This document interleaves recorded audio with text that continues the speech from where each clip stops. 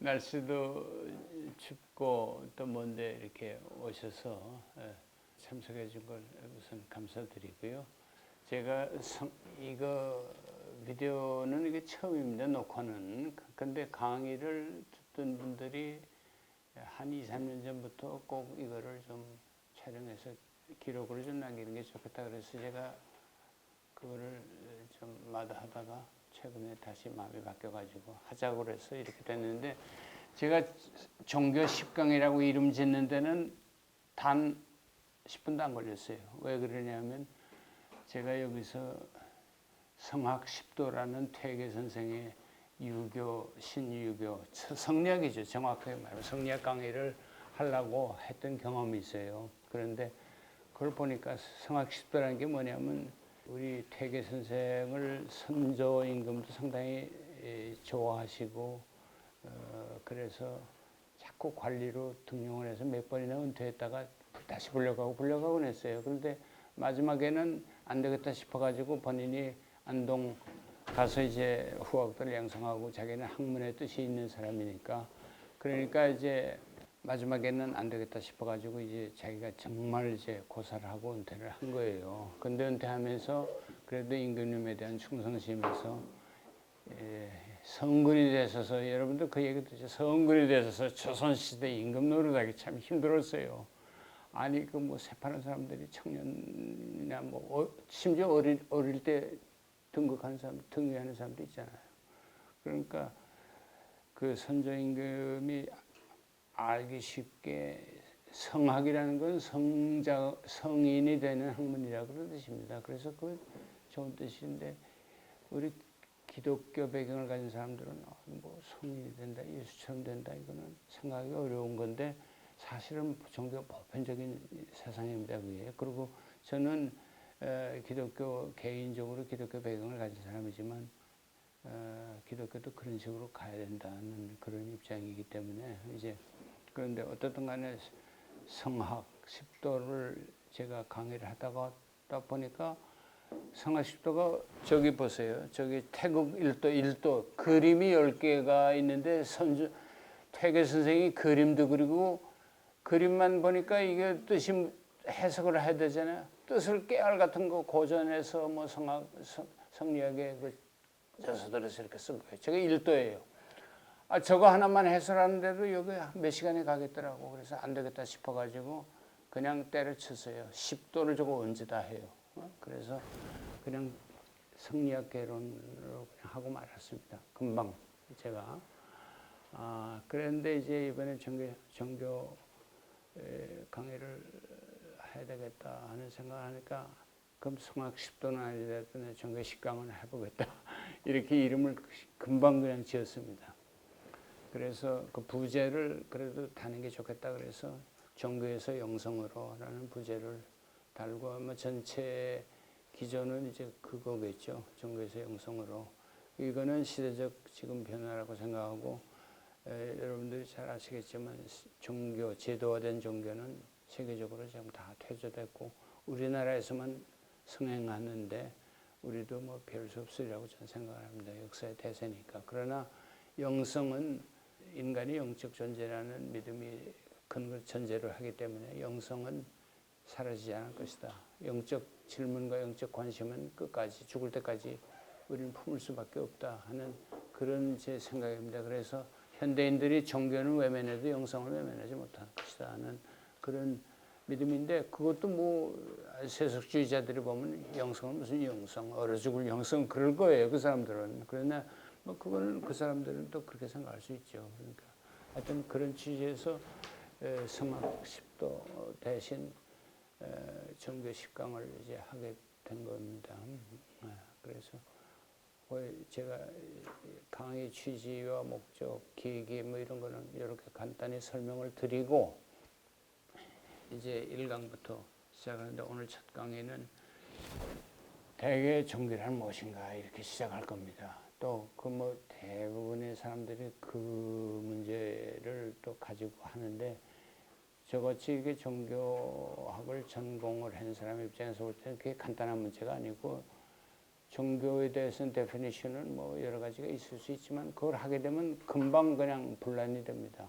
우리 종교는 그런 거 없는데 뭐 예를 들면 종교는 뭐 신을 믿는 것이다. 그렇게 간단하게 얘기할 수 있잖아요. 그러면 기독교, 유대교, 그리스도교, 이제 제가 기독교, 그리스도교 이 말을 했는데 우리나라에서는 기독교는 개신교를 주로 얘기하는데 개신교는 개신교라고 부르면 안 돼요, 사실은. 근데 가톨릭하고 구별할 때는 개신교 얘기할 수 있는데 개신교라는 종교 이름이 아니에요. 개신교회지. 프로테스탄트 처치라고 프로테스탄티즘이라고는 영어로 해요. 그러나 종교 이름은 아니에요.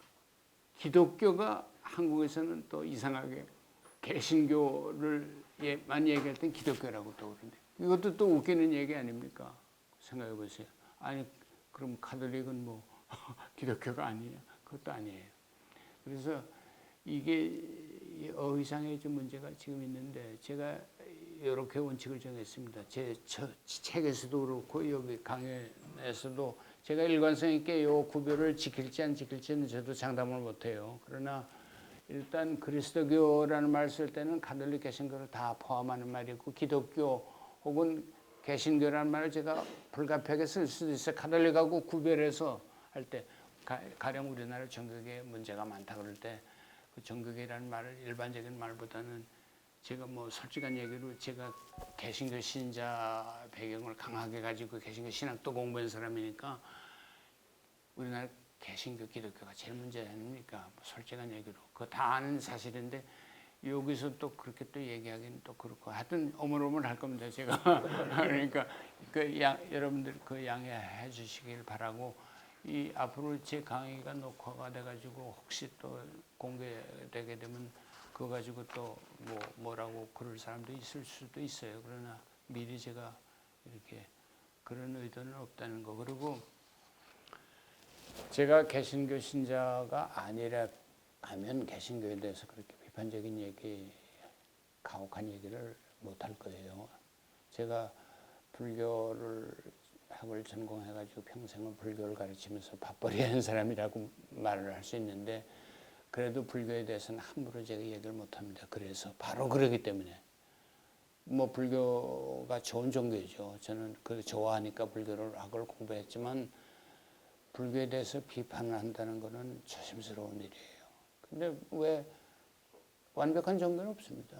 다 비판할 수 있어요. 그렇지만 가능하면 안 하는 게 좋죠. 근데 자기 종교, 자기가 따르는 종교니까 좀 만만하다 그럴까 뭐 좀 비판을 해도 사람들이 또 이해해요. 뭐 그러니까 제가 가끔 애둘러서 그냥 우리나라 종교계, 한국 종교계 뭐 문제가 많다 그러지만 주로 비판적인 얘기를 할 때는 주로 개신교를 염두에 두고 하는 거라고 생각하시면 뭐 과히 틀리지 않을 겁니다. 그런데 그건 너무 개신교 또 그러자니 또 그것도 그렇고. 근데 제가 개신교 신자라는 사실은 알고 듣는 게 좋습니다. 자기가 자기 종교 비판하는 건 좀 나아요, 그래도. 근데 남의 종교를 함부로 비판하기는 어렵지 않습니까? 그런 거를 감안해 주시고 들었으면 좋겠습니다. 그러면 더 이상 지체하지 않고 1강. 그런데 종교 정의 문제를 자꾸 종교라는 무엇인가 하기 쉽지 않은 문제예요. 제가 아는 한은 거기에 대한 어떤 모든 종교가 합의하고 동의할 수 있는 그런 데피니션은 없습니다. 그러나 종교의 기능적 데피니션을 할 수 있어요. 그건 사회학자들, 종교사회학자들이 많이 합니다. 종교가 인생에서 무슨 역할을 하느냐. 이거는 조금 달라요. 종교의 본질적인 정의가 문제가 아니라 기능적 설명과 같은 거예요. 그러니까 기능주의적 접근을 많이 합니다. 사회학자들. 그러면 종교의 기능이 뭐냐. 종교가 기능이 어떻길래 사라지지 않느냐. 우리가 지금 생각하는 우리나라에도 한심한 종교 현상들이 많이 있을 거예요. 좀 교육받은 사람 입장에서. 그래도 왜 저걸 따르는지는 설명이 필요할 거 아니겠어요. 저 사람들이 바보냐? 그렇지, 반드시 그렇지 않아요. 그러니까 그 기능적 정의는 좋은 게 있는데 제가 아는 한 제일 좋은 기능적 정의를 하나 소개해드리면 에릭 프롬이라는 사람이 있습니다. 세간에서 제일 그분이 알려진 거. 그분은 기본적으로 프로이드 계통의 심리학자인데 문화 비평가, 문명 비평가, 또 뭐 사상가로서 아주 세계적으로 평가를 받고 있는 중요한 분이죠. 그런데 저한테도 영향을 많이 줬는데 그분이 예일 대학에서 강의한 Religion and Psychoanalysis 종교와 정신분석이라는 강의 예일 대학에서 1948년 마지막 거의 50년 초에 한 강의가 있는데 거기서 종교에 대한 기능적 정의를 하는 것을 제가 아주 마음에 들어서 소개하곤 합니다. 그걸 간단히 말씀드리면 종교는 사람이 몸과 마음으로 되어 있다는 것은 상식적인 견해 아닙니까? 다 그거를 지금 생각하고 있습니다.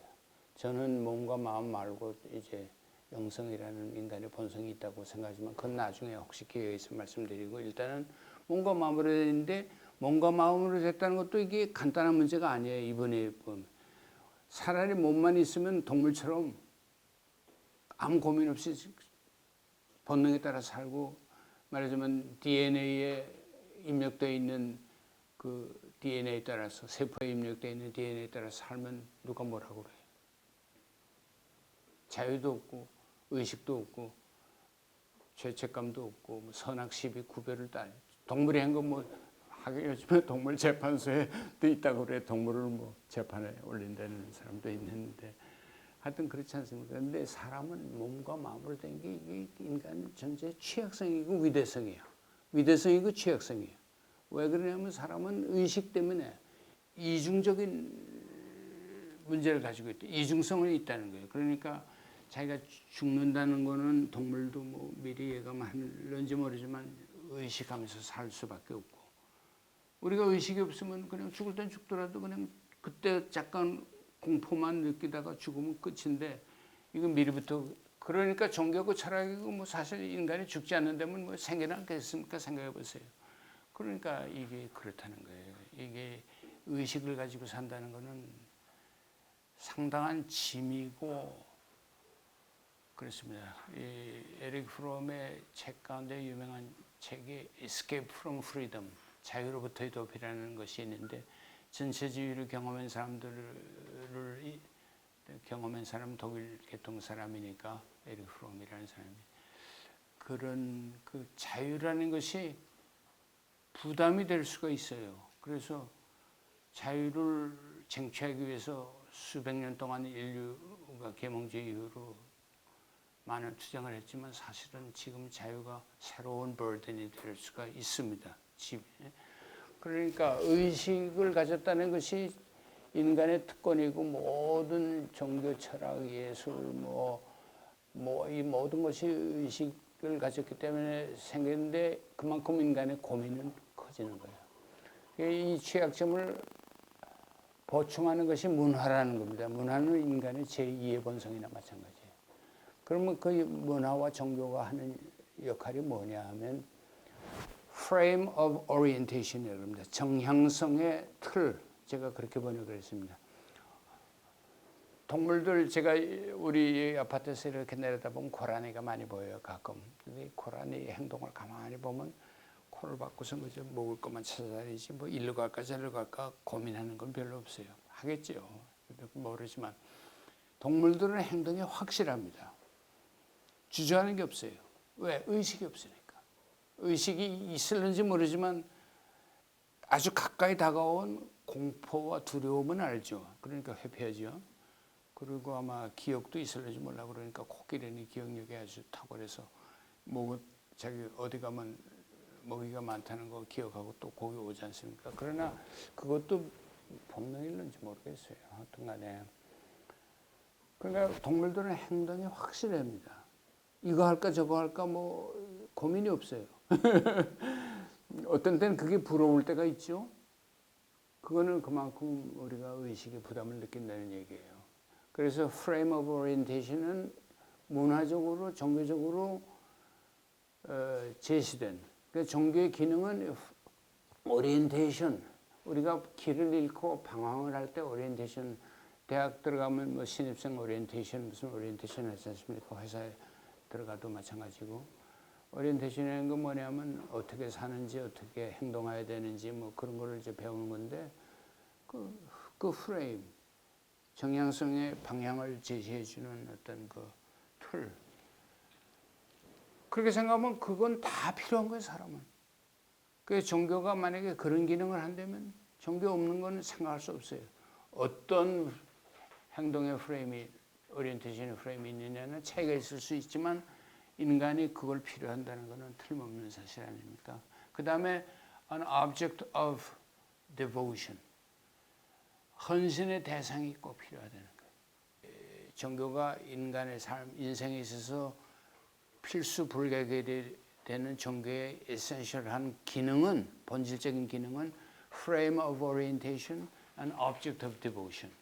frame of orientation만 가지고는 안 되고 궁극적으로 자기 삶 전체를 맡기고 좇을 만한 어떤 그 신이라든지 절대적 실제라든지 종교 지도자라든지 지금 요즘에 세간에 지금 한참 많이 등장하는 그런 뭐 무슨 단체든지 다 그런 일종의 그 종교 지도자들은 카리스마가 있어야 되지 않습니까? 카리스마가 없는 사람은 신흥 종교 못해요. 농담입니다만 여기 교 선생도 신흥 종교 여기 한번 좀 해보지. 그렇게 농담 삼아 그러는데 내가 그럽니다. 신흥 종교 아무나 하는 거 아니라고. 굉장한 카리스마가 있어가지고 object of devotion이 돼야 돼요. 근데 구루 컬트라는 말 들어보셨어요? 인도 종교는 구루들의 절대적인 복종을 합니다. 구루 컬트가 인도 문화에는 체질로 돼 있어요. 그게 왜 그러냐 하는 것도 이제 중요한 문제인데 이것도 얘기하면 제가 시간이 또 딴 데로 가니까 안 하겠습니다. 하여튼 구루 컬트의 대상이 될 정도로 object of devotion이 돼야 됩니다. 근데 요 말은 폴 틸리카가 에릭 프롬이 둘 다 전체주의 나치즘을 경험한 사람들이기 때문에 틸리카는 그거를 ultimate concern이라고 그랬어요. 궁극적 관심사 비슷한 얘기예요. object of devotion이에요. 무조건적인 관심, 무조건적인 가치, 무조건적인 숭배의 대상입니다. 어떤 사람은 뭐 스포츠, 어떤 사람은 동창회. 제 친구들 가운데 동창회라면 만사새끼고 나서는 친구들이 있어요. 또 그런 사람이 있어요. 동창회도 유지가 되는 건 사실이지만. 근데 하여튼 간에 뭐 사소한 것부터 시작해서 신이라든지 형상적 어떤 절대적인 실제, 어떤 절대적인 어떤 관심을 사람이 필요로 하는 거예요. 그게 인간을 종교적인 존재로 만드는지 모르는데 프롬은 사회학자로서, 심리학자로서, 사회과학을 하는 사람으로서 그런 얘기를 했는데 참 아주 간단하지만 종교의 기능을 잘 설명한 겁니다. Frame of orientation, object of devotion. 그 두 개가 없는 종교는 없다는 거예요. 그래서 맞는 얘기죠. 그리고 그거는 유신론자, 무신론을 따질 필요가 없어요. 어느 종교를 따질 필요가 없어요. 다 그걸 하니까 인간이 가지는 존재의 취약성, 이중성 때문에 오는 문제니까 이거를 그거가 없으면 우리는 살 수가 없다는 거예요. 그러니까 왜 모든 문화가, 왜 모든 사람이 종교로의 관심을 가지냐 하는 것도 이해가 되는 거예요. 근데 요거는 기능적 데피니션이지, 기능적 정의지, 실질적, 본질적 정의는 아닙니다. 본질적 정의는 예를 들면 신에 대한 믿음이라고 그러면 3대 율신 종교는 맞지만 불교에서는 우리는 무신론인데 무신론도 얼마든지 종교가 될 수 있는데 왜 종교를 그런 기독교 편향적으로 유일신 신앙 편향적으로 하느냐고 대들 거예요. 항의하는 사람이 있을 거예요. 뭐 항의할 필요도 없어. 어떤 사람은 또 그 반대로 불자들 가운데는요, 불교 신자들 가운데는 또 무신론을 일부러 또 강조하는 사람도 있어요. 그래야만 또 뭐 좀 인기가 있다고 생각하는지. 왜냐하면 기독교 신앙이나 유일신 신앙을 믿지 못하는 사람들이 너무 많다 보니까 그런 사람들을 끌어들이는데 유리하다고 생각하는지 그건 잘 모르겠어요. 하여튼 간에 쉽게 또 불교는 무신론이다 이렇게 단정하는 사람도 있는데 나는 그것도 옳은 견해라고 생각하지는 않아요. 개인적으로. 그러나 하여튼 간에 닥트린을 보면 불교는 뭐 모아설 영혼의 존재, 보이지 않는 영혼의 존재하고 보이지 않는 신의 존재를 인정하지 않아도 불교는 충분히 종교가 된다. 상당히 휴머니스틱하게 이제 그 불교를 소개하려는 경향이 있다 보니까 쉽게 불교는 무신론이라고 얘기를 하고 유교도 무신론이라고 그러는데 유교 같은 경우에는 그것이 아주 영어로 말하는 liability, 좋지 않은 거로 생각하는 경향이 있어요. 그래서 나중에 제가 유교에 대한 얘기를 또 한번 별도의 강의를 하겠습니다만 어떻든 간에 또 무슨 단학이니 무슨 신종교 운동하는 사람들도 종교의 신물이 나타나서 그런지 또 신에 대한 믿음을 부담스럽게 생각하는 현대인들의 성향 때문에 그런지 무슨 브레인 사이언스다, 아주 이런 아주 팬시한 이름을 뇌과학이다 그러면서 그런 사람들이 있어요. 근데 종교라고 그러고 신이라고 그러면 사람들이 설레설레 하니까 고개를 그런 경향이 좀 있고 또 불교 같은 경우도 그런데 이것도 불교에 대해서 제가 불교 가지고 평생 가르친 사람이 불교를 좀 비난하는 뜻으로 하는 말은 아니고 불교는 분명히 기독교 기준으로 보면 무신론적인 종교죠. 예. 그런데 불교의 아름다움은 신에 대해서 침묵을 지키는 게 전 아름다움이라고 생각하지 기독교는 뭐 약점이라고 그럴까 단점이 신을 너무 잘 알아. 뭐라고 뭐 말을 하면 그냥 청산유수로 말이 너무 많아. 불교의 아름다움인데 그 아름다움을 또 이용하는 사람도 있고 반대로 이제 하여튼 불교가 유신론이냐 무신론이냐 하는 문제는 상당한 논란거리고 연구 대상인데 쉽게 얘기할 건 아니라는 게 제 개인적인 입장입니다. 그러나 일단은 공식적으로는 불교는 무신론이라고 생각할 수 있습니다. 그래도 영적으로 살고 싶은 사람한테 매력이 있는 거예요. 무신론자라고 해서 무슨 향락주의나 무슨 유물론자가 되는 건 아니잖아요.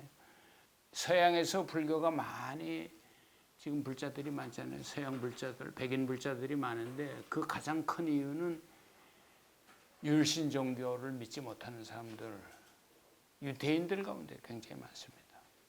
그 사람들이 이슬람을 갑니까? 유대교, 기독교를 가면 절대로 안 가요. 그렇죠? 개종을 한다면. 그러나서 세속주의적으로 살려면 또 그것도 아니에요. 불교가 가장 적합한 거예요. 종교도 아니면서 영적으로 향락적으로 사는 것도 아니고 어떤 영적 오리엔테이션을 주니까 아까 프레임 오브 오리엔테이션도 있고 object of devotion도 있잖아요. 그러니까 그래서 이제 서양에서 백인 불교가 지금 많이 번성하고 앞으로 저는 그런 생각을 합니다. 불교를 리드해 나갈 그런 것은 서구의 서양의 불자들일 것이다. 오히려. 왜냐하면 그 사람들은 두 가지가 없어요. 기복신앙이 없어요. 첫째. 그리고 사회의식도 좀 있어요. 무슨 환경 문제라든지 여성 문제라든지 이런 문제에 대해서 의식이 있어요. 그러니까 굉장히 좋은 점들이 많잖아요. 그러나 기독교적인 윤리적 도덕적 관심도 많이 남아있어요. 그 사람들한테는. 그러면서 교리라든지 유신론이 가지고 있는 여러 가지 문제로부터는 해방이 됐잖아요. 그런 것이 부정적인 이유로 저는 근데 불교 자체가 가진 또 매력도 있고 그건 또 다른 문제입니다.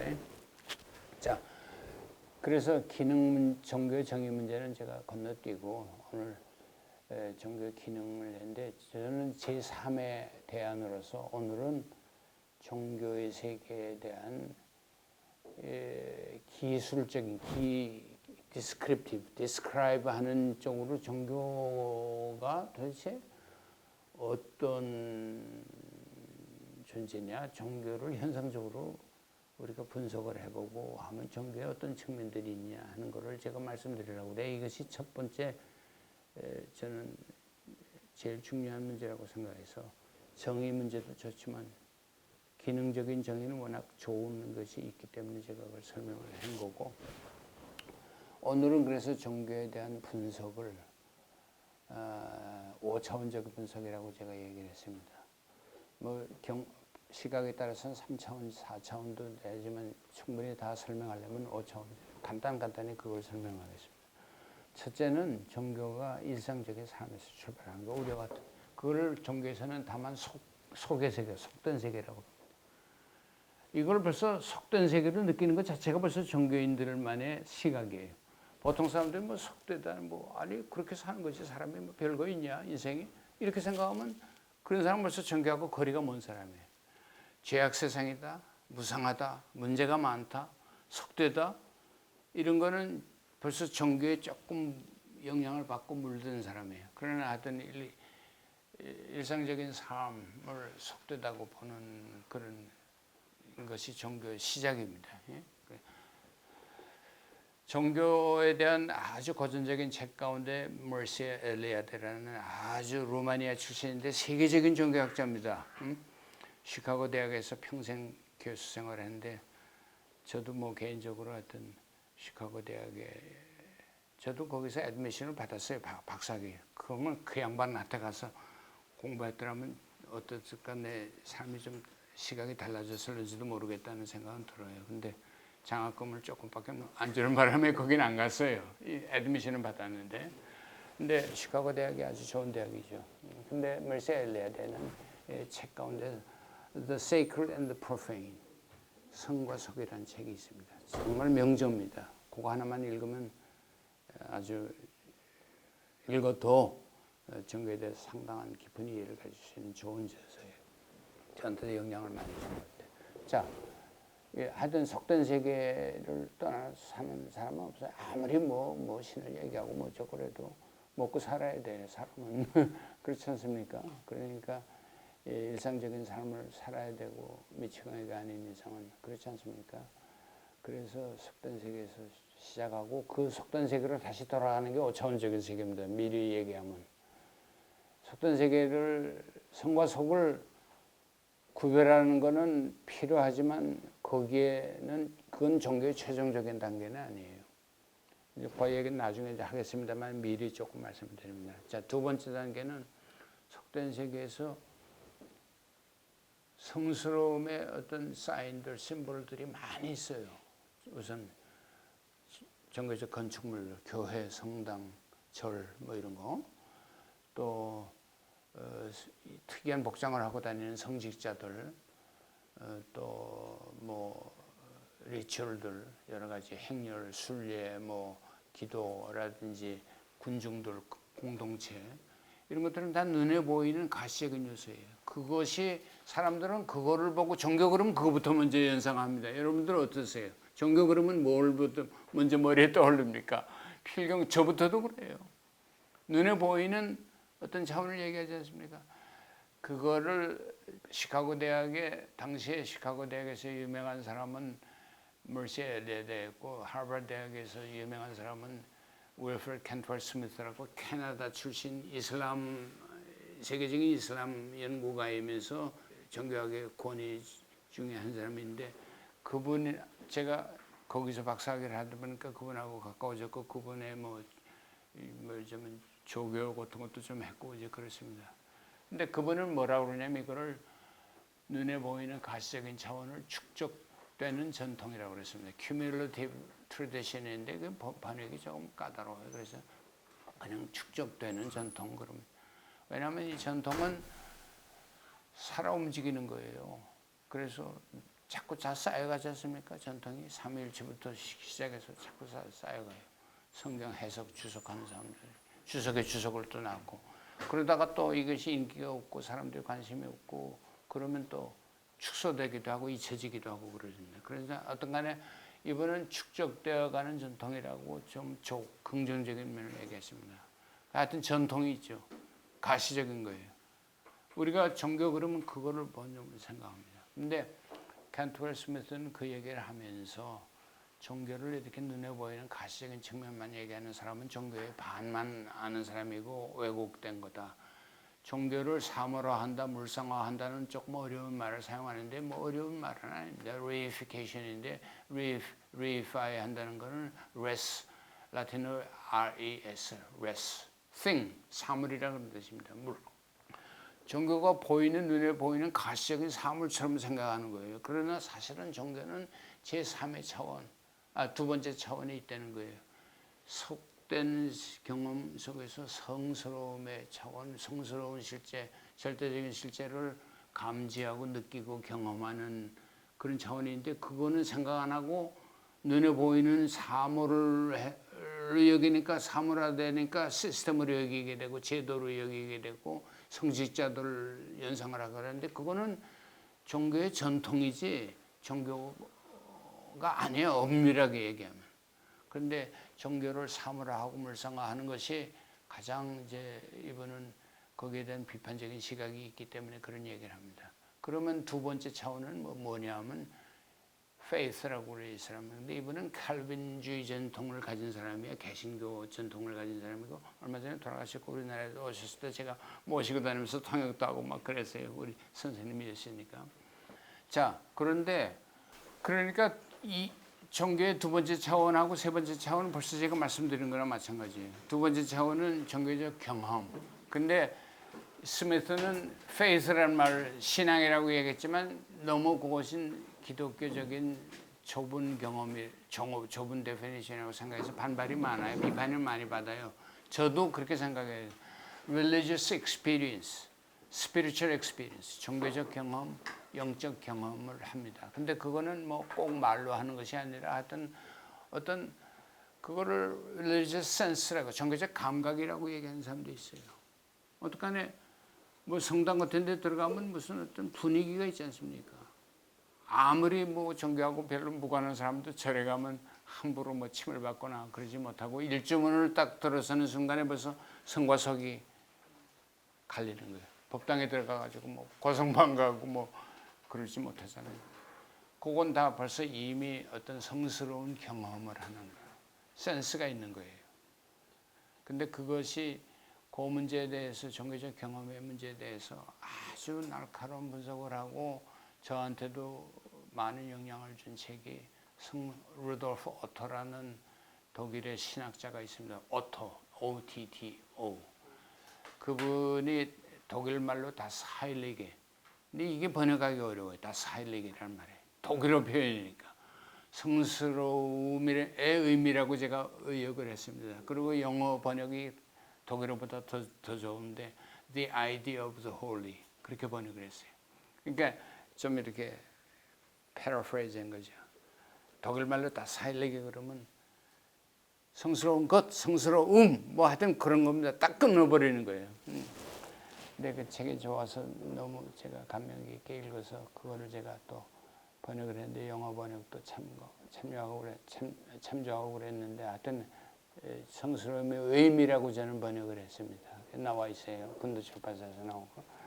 그런데 이분은 종교의 핵심은 어떤 그런 종교적 경험인데 신앙이라고 그러지 않고 이거를 어떤 종교적 감각, 슐라마흐라는 신학자의 영향도 많이 받은 사람이에요. 이 사람은 루돌프 오토는 신학자이고 성서학자이고 알아주는 1930년대에 제일 활약을 많이 하신 분인데 산스크리트를 잘해가지고 마이스테카르트하고 샹카라의 사상을 비교하는 미스티시즘 이스트 앤 웨스트 동서양의 신비주의를 했는데 최고의 좋은 책입니다. 근데 우리 번역이 되는지 안 되는지 모르겠습니다. 우리말로 저는 물론 영어 번역으로 읽었습니다. 독일어 번역 책도 있고 원본도 저한테 다 가지고 있는데 굉장히 좋은 책입니다. 근데 산스크리트를 잘할 정도로 물론 뭐 히라볼 라틴을 뭐 말할 거 없고 신학자니까 그는 아주 특이한 사람입니다. 그런데 이분의 그 다사일레가 명제 중에 명제예요. 종교학 하는 사람은 그거 안 읽으면 뭐 종교학 입문도 못하는 사람이라고 얘기했어요. 왜냐하면 종교 특유의 경험은 거룩함, 성스러운 걸 느끼는 경험이라는 거예요. 속된 세계에 대해서 좀 실망하고 도피하고 극복하고자 하는 사람, 어떤 거룩한 것, 성스러움의 느낌인데 요거는 그거를 아주 현상학적으로 아주 분석을 날카롭게 했어요. 그래서 그거 읽으면 야 정말 성스러움의 세계가 있구나. 다른 우리 먼데인 세상적인 경험하고는 완전히 다르구나 하는 거를 느낄 수밖에 없어요. 그러니까 이거는 신에 대한 무슨 객관적 존재의 증명이 아니라 뭐 신이라고 불러도 뭐라고 불러든 간에 굉장한 어떤 성스러움의 세계가 있구나 하는 거를 어느 정도 확신을 가지도록 하는 그런 효과가 있는 책입니다. 참 좋은 책이에요. 제가 지금 신앙이 흔들릴 때 그걸 읽으니까 야 이거 참 대단하구나. 근데 약점은 물론 나는 그런 경험 못한다 그러면 할 말이 없는 거예요. 그게 이제 이따가 나중에 두 번째 강의에서도 틸리히의 그 궁극적 관심 뭐 이런 것이 좋은데 그런 문제가 있어요. 예. 하여튼 그래서 이 유명한 그 요거 하나만 알아두시면 돼요. 성스러움을 어떻게 묘사하냐면 라틴 말로 미스테리움. 일단 신비입니다. 트레멘둠 et fascinans. 트레멘둠이라는 건 아주 위협적이고 무섭고 두렵고 떨리고 그렇지만 가까이 가고 싶어 또 그럼에도 불구하고 그 fascinating, fascinans 라틴 말로 요것이 참 묘하잖아요. 두려운데 매혹적인 신비야. 신비 경험인데 그 신비하다는 건 뭐냐면 카르발트도 뭐 다스 간스 안드레라는 말을 아주 전적인 타자. 우리 세상에서 경험하는 거하고 전혀 달라. 근데 그걸 신비라는 걸 딱 보는 순간에 그냥 뭐 오싹하고 그냥 떨리고 그런데도 호기심이 있어 가보고 싶고 가까이 가보고 싶은 거. 이거는 무당부터 무속부터 시작해서 어느 정도에 다 있다는 거예요. 이거를 설득력 있게 분석이라기보다는 describe 한 건데 analyze 하면서 일종의 psychological 하기도 하고 그걸 철학적으로는 phenomenological이라고 현상학이라고 합니다. 어떤 사물의 본질을 따진다기보다는 그 현상 그 자체를 잘 묘사하는데 그게 설득력 있는 거예요. 그러면 종교에 무관한 사람이 그 책을 읽게 되면 이런 게 있구나 나는 몰랐구나. 알았는데 이게 이런 깊이가 있는 걸 몰랐구나. 그걸 느끼니까 좋죠, 그 책이. 제가 제 번역이 뭐 영어나 독일어로 읽는 것만 못하지만 그래도 관심 있으신 분 한번 나중에 보세요. 벌써 오래돼서 수십 년 전에 나왔습니다. 자, 어디 좀 감이 좀 오세요? 아니 성당 같은데 한번 들어가 보고 전혀 경험하지 못한 거 기적 체험한 사람들이 그렇죠. 기적 체험하고 나면 이거는 세상에 어떤 논리도 설명이 안 되는 거예요. 그 미스터리죠. 그런데 미스터리인데 미스터리가 우리한테 자아내는 효과는 뭐냐면 트레멘더스 무슨 두렵고 떨려. 전혀 모르고 새로운 걸 경험하니까.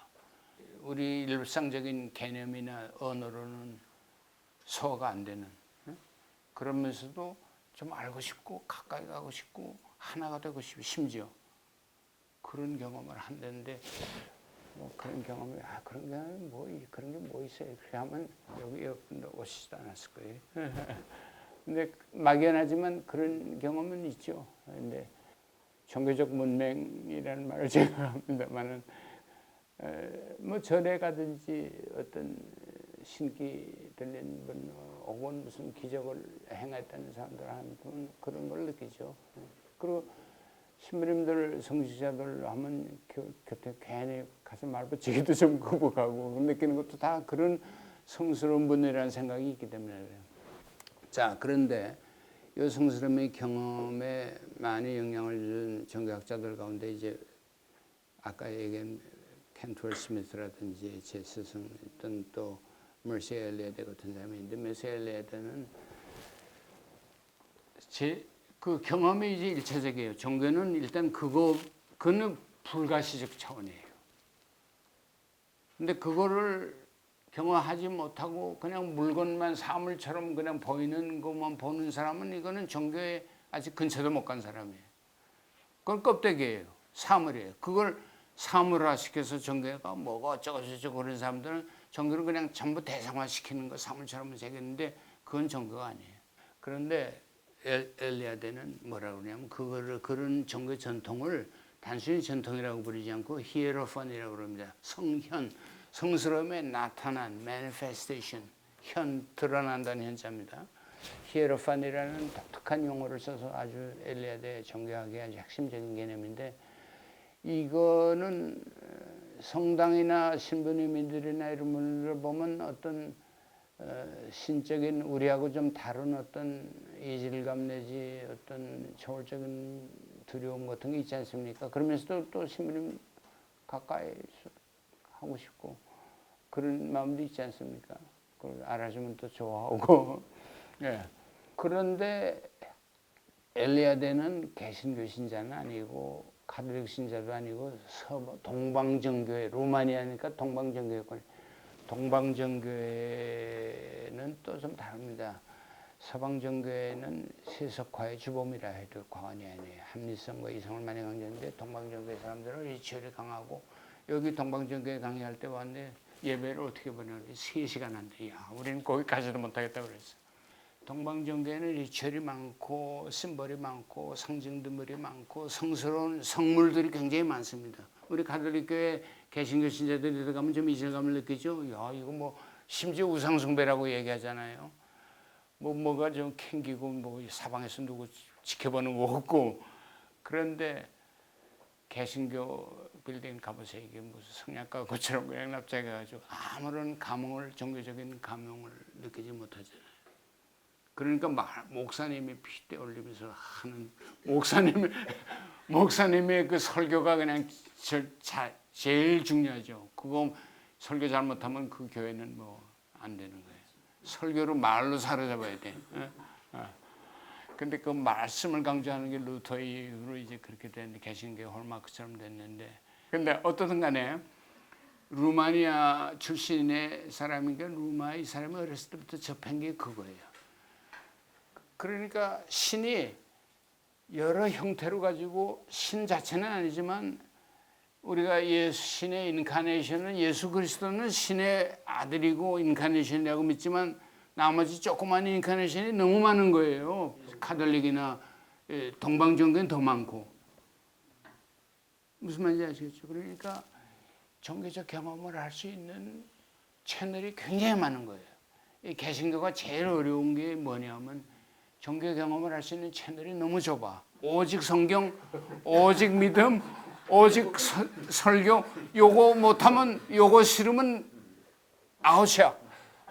종교 생활이 안 돼. 그런데 이 세계가 세상이 세속화되다 보니까 자연 속에서 하나님을 경험한다든지 저는 지금 뭐 고전 음악을 좋아하니까 고전 음악을 노상 틀어놓고 듣는데 뭐 그 음악을 들을 때는 그래도 하나님과 제일 어떤 가깝다는 걸 느끼는데 그 뭐 좋잖아요. 미술품을 또 조각이나 이런 걸 통해서 느끼는 사람이 있잖아요. 옛날엔 그게 많았는데 오늘날은 이 근본주의자들은요 그 채널이 없어요. 개신교의 현상이에요. 개신교만 근본주의자가 만들어내요. 왜? 말씀에 하더만 말씀 가지고 따지고 그러니까 이게 뭐 영 말이 안 되고 합리적이 안 되죠. 그러면 그 사람들은 뭐 신앙 없는 사람을 나게 찍히는 거예요. 설교를 듣고 비판 의식이 자꾸 생기기 시작하면 한두 끝도 없어. 그러고 성경을 읽어도 그냥 자꾸 그러고.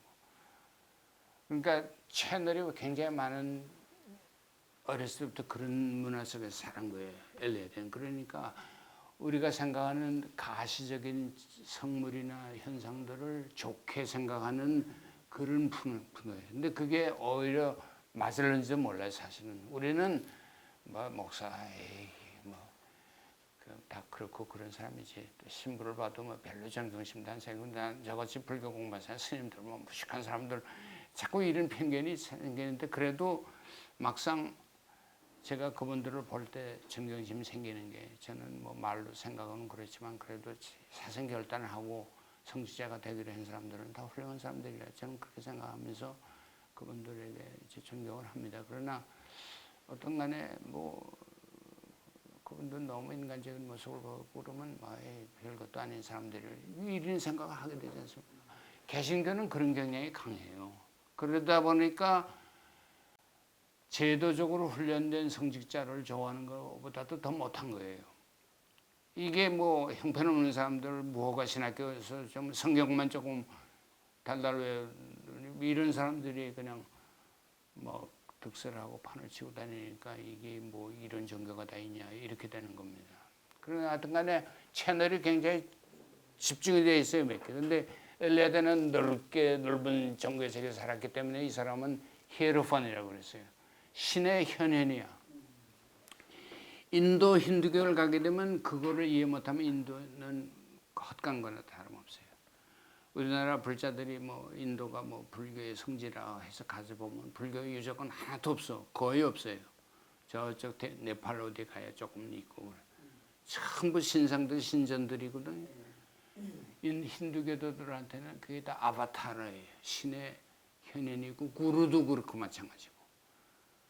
그것이 가지고 있는 폐도 있죠. 회단도 구루월십 아까.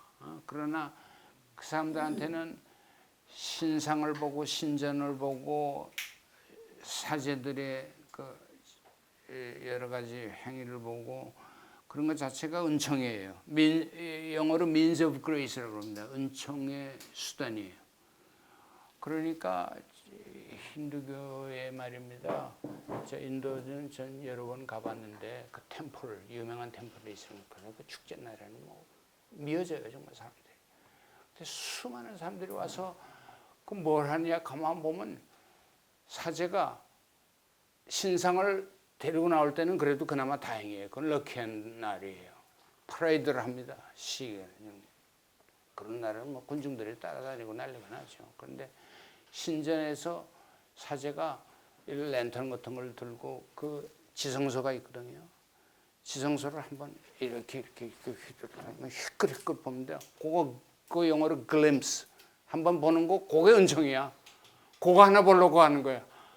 아 우리 이해가 안 되잖아요. 그래서 저도 그냥 거기 군중에 껴가지고서 뭔가 아니 세상에 허무한 거예요 정말. 그런데 이분들은 다른 거예요. 이렇게 다양한 채널이 있는 데는 가서 말로 안 하고 느끼면 돼. 아까 두렵고 신비한 신비를 느낌 그제. 근데 그 느낌이 그렇게 오래 가지는 않지만 그래도 그게 이제 종교의 세계입니다. 그러니까 종교의 3디멘션을 제가 얘기했습니다. 첫째, 속된 세계, 속됨을 느끼고 벌써 이 세상의 삶으로부터 이질감을 느끼고 소외감을 느낄 때는 그 사람은 벌써 신의 음성이 속삭이기 시작했다 이렇게 생각해도 돼요. 예, 그렇잖아요. 아, 이 세상이 다다 그러고 여기서 즐거운데 뭘 자꾸 종교 뭐 이런 사람은 희망이 없는 사람이지 말하자면 종교적으로 말하면. 예, 예. 그다음에 두 번째는 어떤 그 religious sense, 라틴 말로 sensus 감각. 이건 뭐 교리나 뭐 이런 거 아니고 감각이 중요합니다 인간은. 예? 감각이 있어요. 그 다음에 그걸 경험, 영적 체험, 영적 갈망, 영적 사랑 뭐 여러 가지 표현할 수 있어요. 종교 경험에 여러 가지 또 얘기를 하려면 제가 또 한두 시간 또 얘기해야 됩니다. 예. 갑자기 뭐 세상이 싫어졌다든지 그런 사람은 conversion 말하자면 그 회심의 체험을 하게 되고 그렇잖아요. 예수님이 회개하라 천국이 가까웠다 할 때 천국이라는 새로운 세계를 얘기하는데 회개하라는 것은 지금까지 살던 삶을 완전히 방향을 전환하는 척구 아닙니까? 그런 건 영적 경험이죠. 거기서 응답하고 나오면 그래. 그러니까 하여튼 영적 경험이 있고 그 다음에 세 번째가 영적 경험이 그냥 빈 공간에서 이루어지지 않아요. 자기가 태어난 종교적 문화 전통 속에서 이루어지지 않습니까? 어느 날 갑자기 성직자를 만나서 자네 한번 출가해보게. 왜? 그러면 또 출가하기도 하고 뭐 하여튼 성경 말씀 좋은 목사님이나 좋은 신부님 만났든지 또 뭐 친구를 따라서 강남 가든지 교회 가고 그런 종교적 베큐움 진공 상태에서 종교적 경험이 이루어지는 사람도 있긴 있어요. 가끔 갑자기 모하메드 같은 경우에 아주 대표적입니다. 모하메드가 상인이었거든. 카라반들을 상대로 해서 아라비아 반도에서 상인하다 이 사람이 갑자기 메카에 있는 그 언덕에 산에 올라가서 혼자서 좀 이렇게 인생 고민도 하고 메디테이션을 많이 하다가 갑자기 그냥 하느님의 음성을 듣게 되는데 가브리엘 천사를 통해서 주어지는 아랍어로 그것도 분명하게 들었다는 거예요. 그러니까 코란은 아랍어로 들은 하나님의 말씀이지 모하메스의 무슨 영적 경험이 그런 게 아니에요. 적어도 무슬림들 그렇게 생각합니다.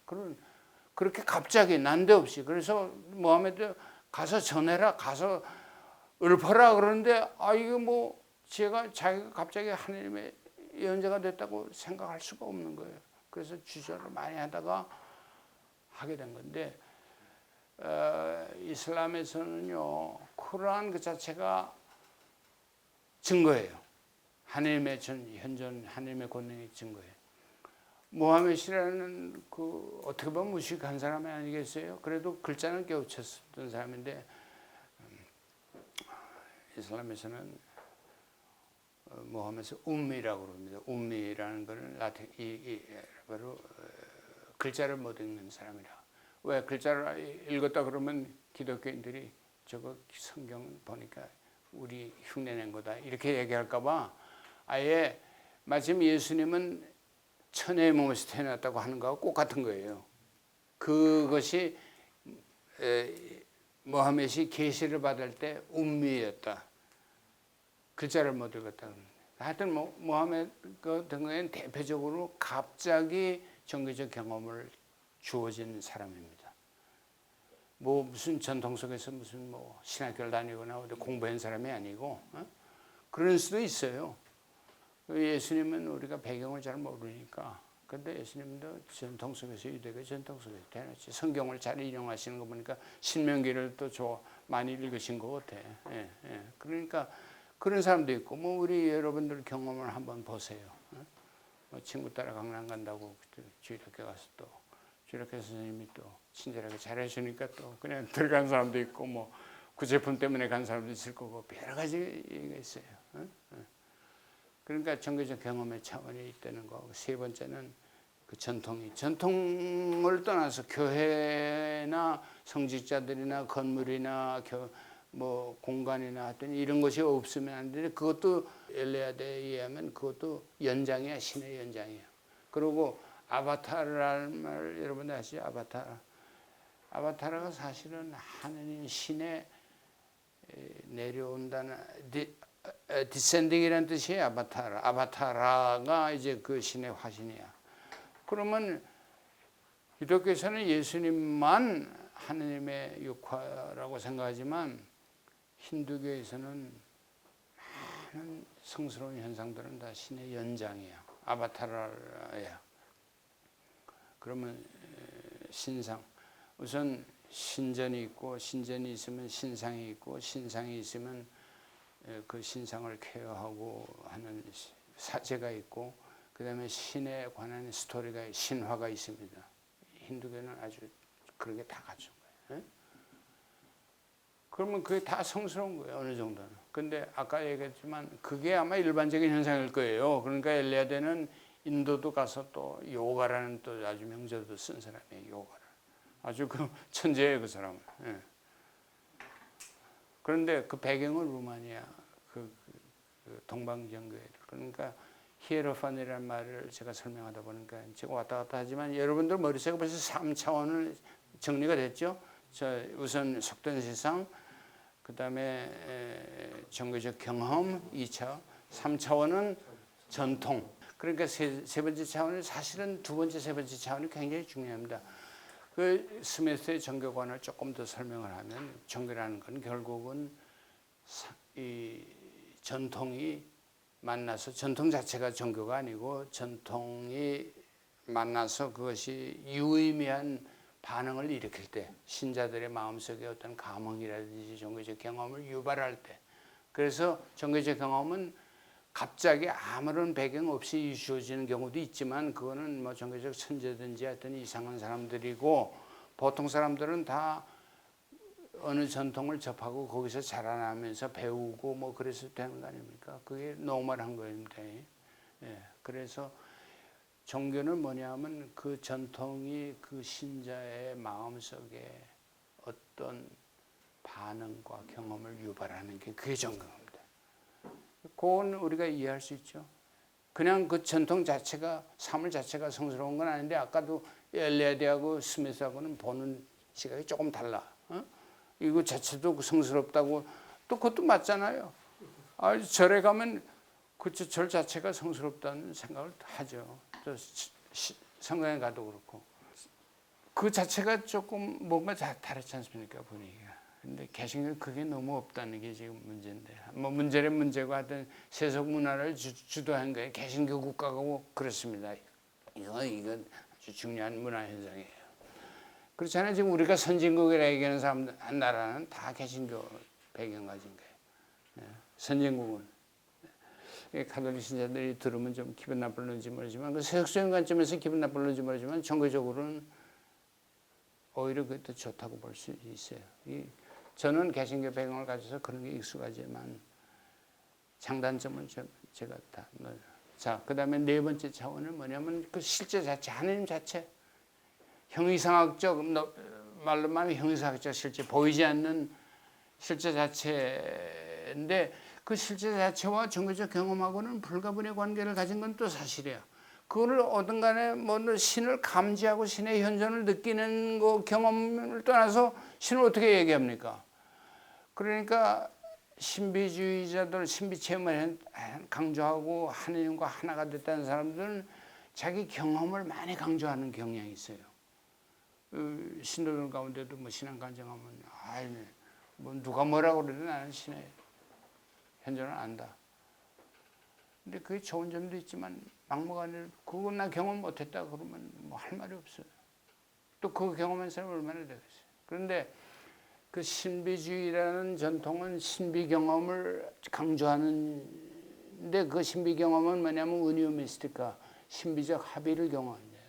어떤 절대적 실제와 객체로 따로 있는 게 아니고 주체와 객체가 하나가 되는 경험을 하는 거예요. 그게 경험 아니겠어요? 예? 그러니까 그 경험을 강조하니까 3번, 4번, 3차원과 4차원의 세계를 같다고 이렇게 보는 경향인데 불교는 그런 경향이 강합니다. 불교에서 예를 들면 도너 체험을 했다, 견성 체험을 했다는 분들은 자기 체험을 절대화하는 경향이 강해요.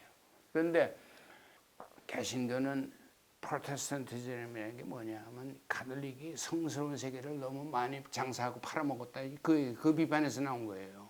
예? 그렇잖아요. 그러니까 만인이 다 거룩하지 뭐 만인이 내가 하는 일도 철학하는 예술 뭐 직공 뭐 하든지 다 성스러운 직업이에요. 다 보케이션이에요.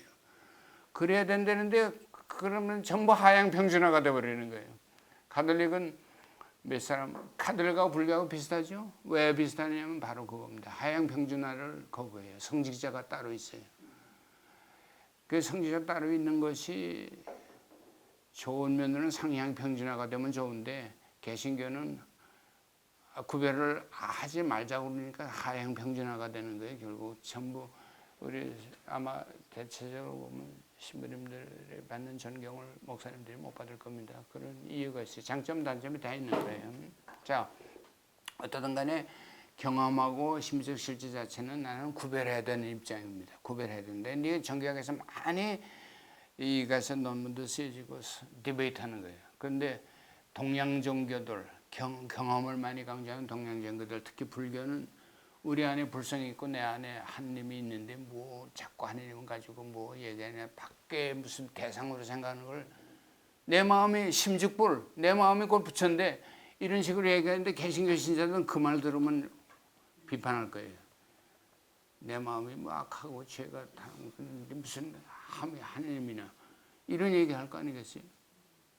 그러니까 이게 근데 그 경험을 많이 강조하는 것도 어느 정도에 따라서는 그 3차원의 2차원의 세계 중요한 건 사실이죠. 정교적 경험을 못하게 하는 전통은 있으나마나는 죽은 물체나 마찬가지예요. 박물관, 문화상품, 관광의 대상은 될런지 모르지만 정교적 기능을 못하는 거 아니겠어요? 여러분들 지금 사도신경이 뭐 별로 그 감흥을 주지 못하지 않습니까? 일반 사람들에게. 그러면 죽은 거예요. 아무 무의미해요. 유의미하지가 않잖아요. 그러니까 전통은 그런데 전통 자체를 지키지 않는 사람이 트래디셔널리스트예요. 유의미하든 안 하든 네 마음대로 하는 게 아니다. 이건 성스러운 것이다. 하나님이 주신 것이다. 이렇게 생각하고 그 일부라고 생각, 하나님의 연장이라고 생각하면 함부로 없애거나 그러면 안 돼. 그 트래디셔널리스트고 그거를 상징적으로 기능적으로 해석하면 모더니스트가 되는 겁니다. 그러니까 2차원하고 신하고 혼동하는 사람들이 동방정교의 문화 속에서는 가능할 수 있고 2차원 경험하고 신하고는 불가분리라고 생각하는데 저는 개인적으로 그걸 반대하는 입장이에요. 개신교 배경이 저한테 반영이 되는지 몰라요. 아무리 자기가 종교 체험을 해도 도너 체험을 했다고 견성 체험했다고 나는 갑자기 인간이 바뀐다고 생각하지 않습니다. 그리고 체험 자체 이미 전통이 있기 때문에 전통의 언어로 미디에이트하는 겁니다. 그러지 이미디어트 체인지 직접적인 경험을 신은 안 돼. 라는 게 내 입장인데 요거에 대해서는 나하고 의견을 달리하는 학자들도 있긴 있어요. 예. 무슨 말인지 아주 민감한 문제입니다. 종교적 경험 자체하고 신 자체가 구별을 해야 된다 어디까지나. 종교 전통하고 구별하는 거는 뭐 말할 거 없고. 근데 아까 에겐 엘리아드는 그걸 신의 연장이라고 보는 그런 종교 문화적 영향을 받았으니까 2차원까지도 3차원까지도 신의 어떤 연장이라고 볼 수 있는데 개신교 신자들은 no way. 예. 그렇죠. 근데 성경만은 또 그냥 예외로 쳐요. 성경을 숭배하다시피 그걸 영어로 비블리오레트리라고 그래요. 성경 숭배, 성경 우상주의죠. 개신교의 가장 큰 문제 제가 보기엔 거기 있다고 봅니다. 이제 두 번째 강의에 그 얘기를 좀 하겠습니다만. 그런데 그거보다는 그래도 자기 종교적 경험을 강조하는 사람들, 개신교도 또 종교적 경험을 기적 체험하고 암 걸렸다가 나타나는 사람들, 신앙 간증하고 다니는 사람들 보면 또 요거는 일반적인 경험도 아니야. 요건 또 기적 경험인데 우리 같이 이 사람들은 좀 문제가 많아요. 그런 사람들이. 근데 어떤 간에 자, 그러니까 2차원, 3차원, 4차원까지 얘기했습니다. 그러니까 하여튼 신자체, 괄호 속에 넣어도 좋고 하여튼 초월적인 어떤 형이상학적 실제니까 그 형이상학적 실제가 우리에게 말을 걸어오고 그 형이상학적 실제를 갈망하는 걸 메타피지컬 에로스라고 그래요. 형이상학적 어떤 에로스가 있지 않습니까? 그러니까 우리가 속세를 떠나고 싶고 속세를 극복하고 싶은 마음이 드는 거. 자, 그다음에 다섯째 차원은요. 신을 만나는 것까지 좋은데 신을 만나는 것이 끝은 아닙니다. 제가 읽은 영성가들의 삶이나 보면 역시 다시 속죄로 돌아옵니다. 시장바닥으로 다시 돌아옵니다. 결국에 가서는 그거 아닙니까? 자기가 변화되고 세상을 또 변혁하고 있는데 세상을 변화시키자 하는 의지는 종교마다 조금씩 달라요. 그런데 기독교나 예언자적인 종교에 강한 데서는 자꾸 비판의식을 하죠. 자꾸 도전을 하죠. 체제, 정치든 경제든 하여튼 자본주의 사회든 공산주의든 인간이 만든 제도는 불완전하다는 생각이 있으니까 자꾸 도전을 하는데 우리가 상식적으로 얘기해서 불교는 그런 도전의식보다는 그냥 편안한 그런 마음이 있잖아요. 도전의식 하는 사람은 늘 불안해요. 뭔가 해야 돼. 예. 그 장단점이 있어요. 이제 그 문제도 나중에 제가 따로 또 한번 어떤 간에 5차원적인 세계는 좋은 말을 성속일체, 성과 속이 하나가 돼가지고 신을 늘 모시고 사는 거예요. 신과 함께 사는 거고 만물이 다 신에게 나가는 만물이 다 상징이 돼버려. 특별히 어느 특정 종교의 상징물에 집착할 필요가 없어. 그거를 시작을 했지만 상징을 초월하니까. 그래서 제가 지난번에도 한번 여러 번들 했지만 그 어느 수피의 그 경험을 제가 소개하면서 여기 개원 강연 때 한 얘기가 있습니다. 그게 뭐냐면 어느 수피는 이제 이슬람의 신비주의자입니다. 종교 경험을 강조하는. 그 사람이 메카 순례를 하는데 메카 순례는 모든 무슬림들이 1년에 한 번은 꼭 해야 됩니다. 의무예요. 이슬람의 5 기둥 중에 하나인데. 그 메카는 우리 같은 사람은 들어가 보지도 못해. 구경 한번 가보고 싶은데 우리는 못 가요. 거기 성지. 근데 이 사람이 메카 순례를 3번을 했어요. 그러니까 대단한 거죠. 근데 이게 실제 실존했던 인물인지 아닌지 모르는데 유명한 얘기예요. 저도 어느 책에서 읽었는데. 근데 처음에 갔을 때는 카바라는 블랙스톤이 안치된 검은 돌이 안치된 아마 그 유성일 겁니다. 그 검은 돌이 안치된 그 메카의 그 카바라는 KAABA 지성소 중에 지성소입니다.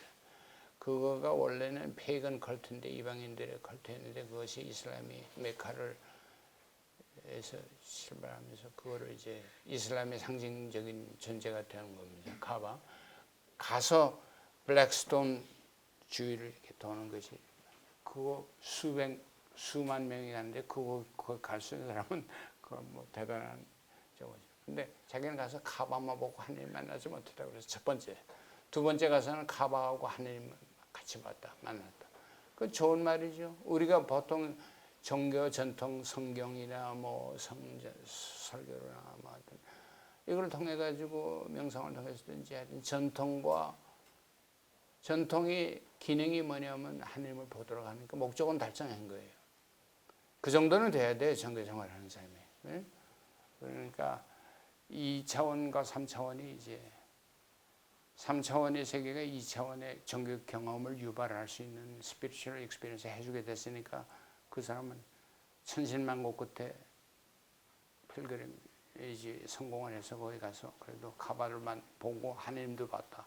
세 번째 가면 카바는 없고 하나님만 봤다 그래. 세 번째 가서는 나는 그거를 이제 내가 조금 해석을 가미해가지고 자유롭게 해석을 해서 최고의 경지다. 카바일 필요가 없고 모든 종교 상징들 더 나아가서 영혼 세계가 사크라멘트고 성례가 될 수 있고 자연에서 하느님을 만날 수 있는 낭만주의자들처럼 그런 경지로 가게 되면 불교에서는 그걸 진속불이라고 합니다. 진과 속이 불이 둘이 아니에요. 그리고 성속일체가 되는 그런 경지인데 그렇게 되면 그 다음에는 여러분들 저 시무도라고 혹시 절에 가면 보셨어요? 저 법당 주위를 이렇게 10폭의 그림으로 했는데 어린아이가 이제 소를 몰고 가는 것부터 시작해서 맨 마지막에는 소를 타고 시장으로 다시 돌아오는 거를 십도는 그겁니다. 심도학사의 심자가 무슨 일? 시무도 소를 찾는 거는 수도의 상징으로 보는 겁니다. 예, 여기 심도학사입니다. 도를 구한다는 뜻입니다. 그런데 제10도가 뭐냐면 입전수수라고 그래가지고 시장 바닥으로 다시 들어가서 거기서 때를 묻히고 사는 거예요. 보통 사람들처럼. 근데 보통 사람들하고는 차원이 다른 삶을 살죠.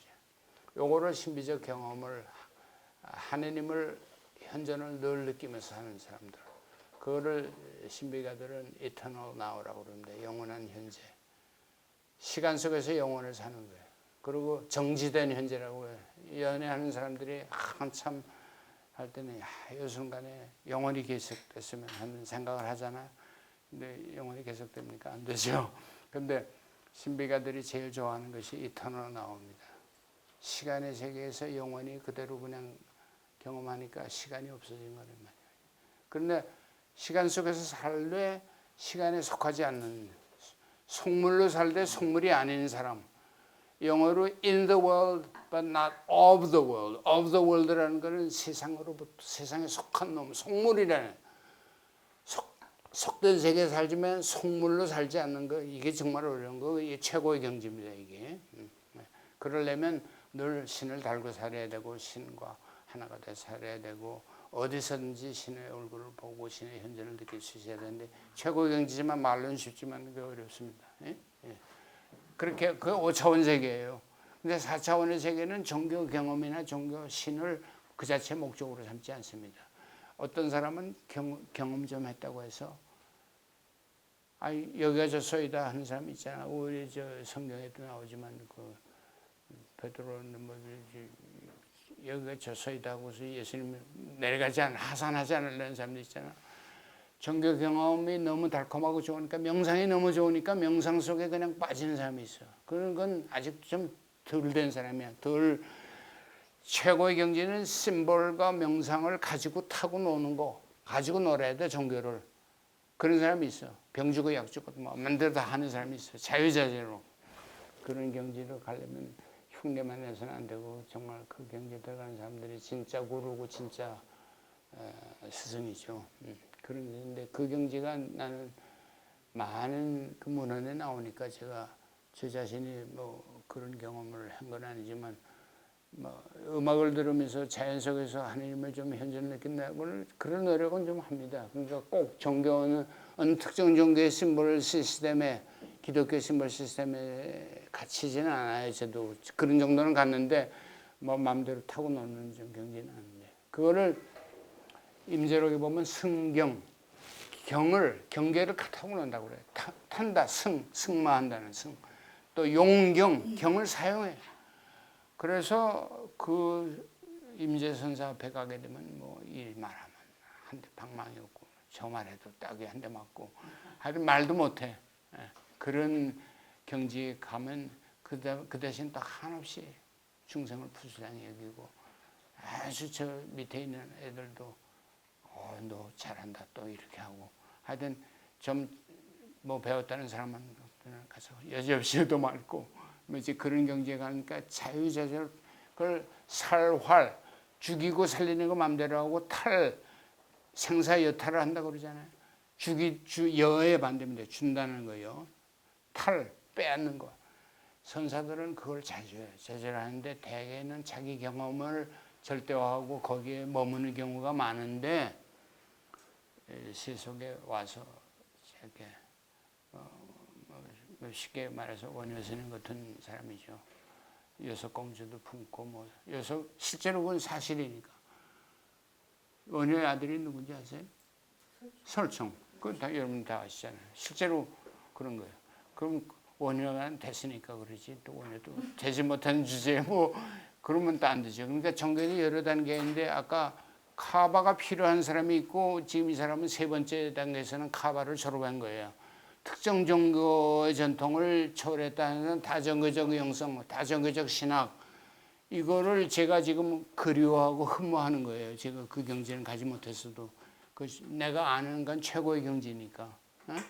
그거 지금 여기서 다 이거 뭐 하는 것이냐 싶어서 다종교적 전통, 다종교적 신학, 열린 신학, 열린 영성 이거를 하자는 겁니다. 이거 아니 한 종교도 몰라서 그러는데 뭐 여러 종교로 어떻게 아니 그 상승 효과를 미치고 더 잘 알아. 불교를 더 잘 알면 기독교에 많은 도움이 될 수 있고 기독교 잘 알면 또 불교에 도움이 될 수 있다는 제가 신념을 가지고 있으니까 이걸 하는 겁니다.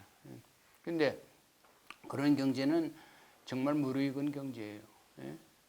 그러니까 상징이 어느 특별 종교의 독점물이 될 수가 없어요. 어디서나 상징물과 심지어 종교 밖에 성속일체를 경험할 수 있는 거니까 그걸 5차원 세계라고 제가 따로 얘기하는데 4차원의 세계만 머무르는 걸 좀 비판하는 시각에서 그건 제 자신의 말이 아니라 영성가들이 그래 무르익은 이 영성에 들어가면 성속을 더 이상 집착을 하지 않아. 이렇게 이상으로 종교의 5차원적 분석에 대한 강의를 마치겠습니다.